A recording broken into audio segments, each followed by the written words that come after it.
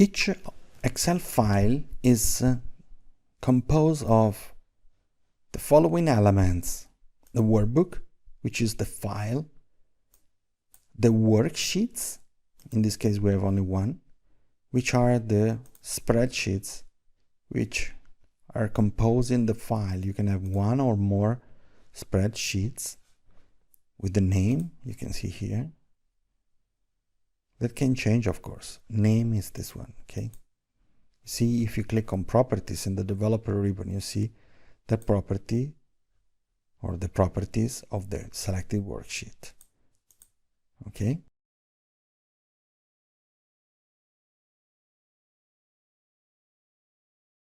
Visual Basic here. And this is the Visual Basic editor. So this is where you type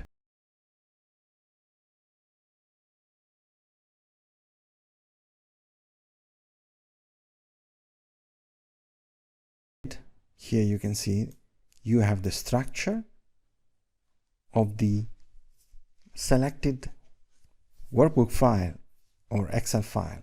If you open more than one Excel file onto your computer, you will see them listed here. You can also collapse all of them to see, and you see them expanded if you click again on the plus sign, okay?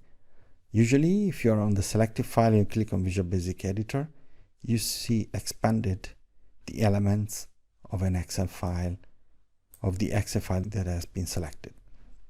In this case, we have book 1, okay? This is the VBA project of book 1. So a project is composed of two kinds of elements.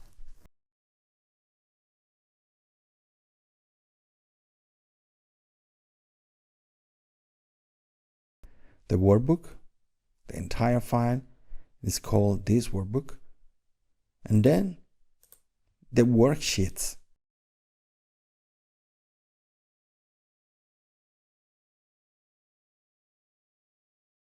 There, you cannot delete them, you cannot even change these names, okay? So you have sheet 1, sheet 2, and this workbook. You cannot change them. You can only change here sheet A, and appears here in the name, okay? But their sheet 1 will stay as a reference here, okay? You can change this name here and here, but for Visual Basic this will stay sheet 1 because he has to remember the primitive structure of this file. You cannot change anything. Then if you add some codes like we did before, then you have